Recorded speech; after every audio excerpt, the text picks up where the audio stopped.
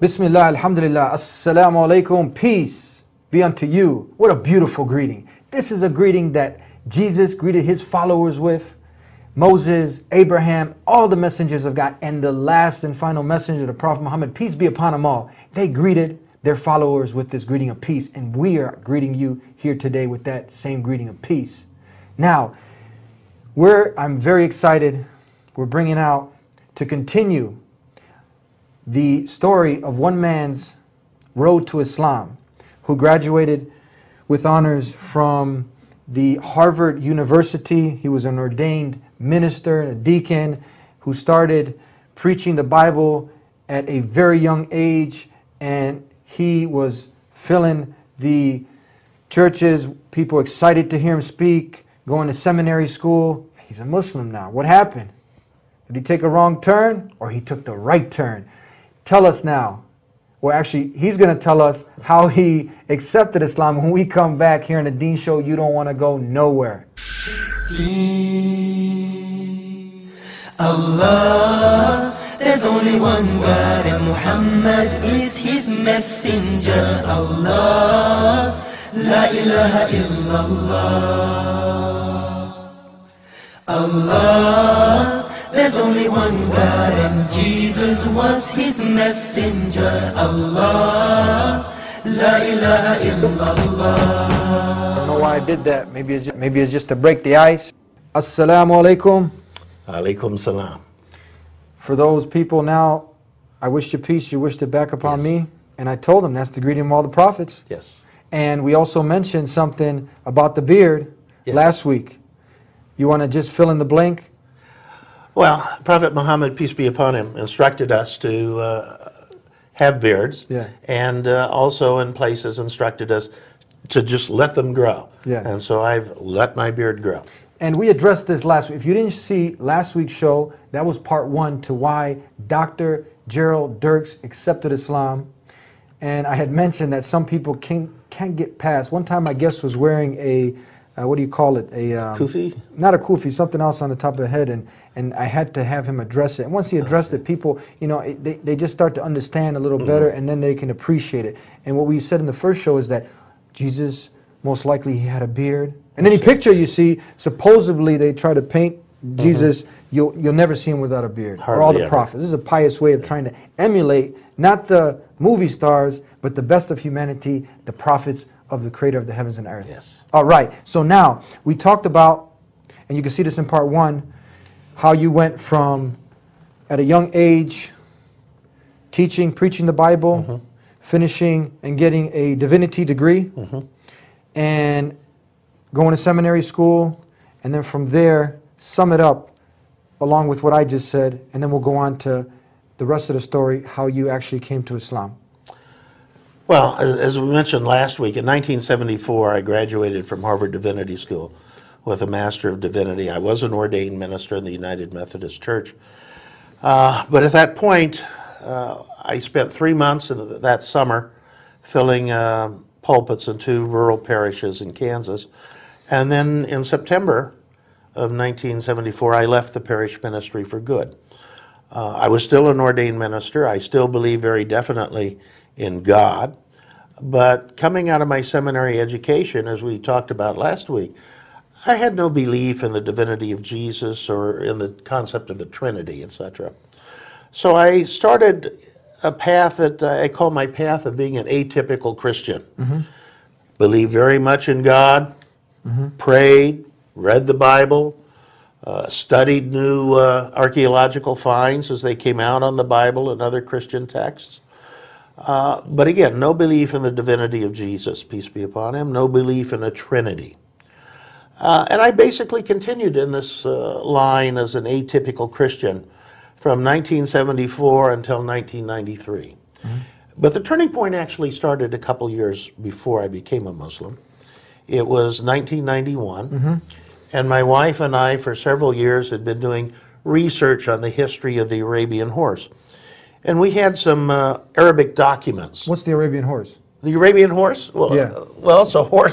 For people who, you know. The Arabian horse is a horse that was bred for centuries by the Bedouins of the Middle East. Okay. They typically have one less vertebrae in their back and one less vertebrae in their tail than other horses, and they are the preeminent endurance horse. Yes.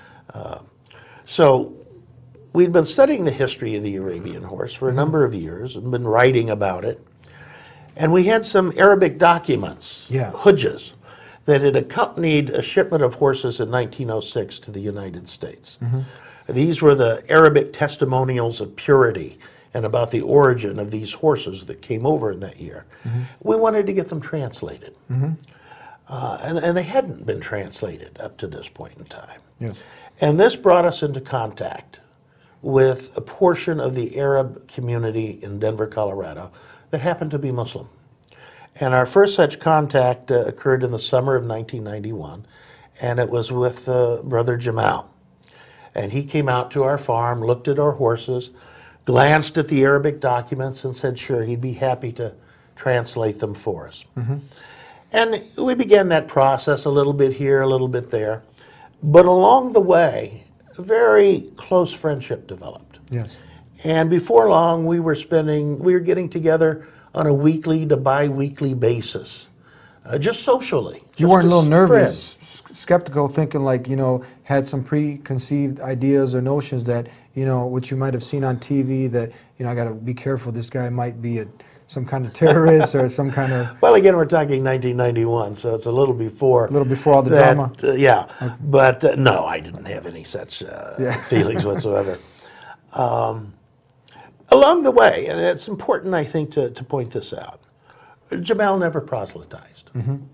He never said, this is the way to believe. Yes. He never said, you ought to become a Muslim. However, that first time he came out to the farm, before he left, he asked if he might use our restroom to make ablution before praying. And he came out of the restroom and then said, may I borrow a piece of newspaper to put on the floor so that I can pray? So this is the ritual washing before one... Yes, and then we gave him the newspaper, and he laid it out on the floor, and he did his prescribed prayer. Now, again, he never said anything to us about, hey, are you Muslims, or why aren't you Muslims, or you should be doing this. His dawah, or his preaching, was in his behavior. His actions, huh? Yeah, his example. He prayed. Yeah. A very powerful form of preaching, actually. Yeah, describe this prayer for us, please, for those who have never seen it. It was the standard Islamic prayer. It had the different postures. You begin standing, and then there are some things that you say. This was during the day, so he was saying them to himself. Yeah. And then you bow, and then after bowing, you stand again, and then you prostrate, and then you kneel, and then you prostrate, and you go through this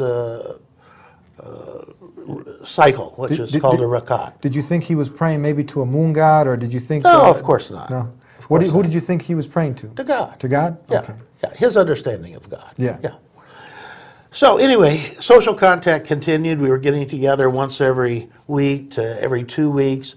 And as he continued to translate stuff for us occasionally, he would begin to share with us knowledge about the history of the Arabian horse in the Middle East. Yes. And along the way of doing that, he began to quote different verses from the Quran or different sayings of Prophet Muhammad, peace be upon him, different aspects of Islam, not to proselytize, but to give us a way of understanding the Islamic context of the history of the Arabian horse. Yes. So again, it was all presented not as proselytizing, but as you're interested in the history of the Arabian horse, I will seek to meet your needs. But in doing that, I'm going to have to explain this context to you so you really understand it. Yes. So this continued on, and over the next 16 months, our contact expanded, not just with Jamal, but also with Wael and his family, with Amr and his family, Ahmed and his family, etc. These were just other Muslims. The other Muslims. We were getting together socially. Again, no active or direct proselytizing going on. But in the process of observing these Muslim brothers, I became increasingly impressed with their behavior. I mean, they were living a very moral and ethical life, bending over backwards to do it, as a matter of fact. Yeah.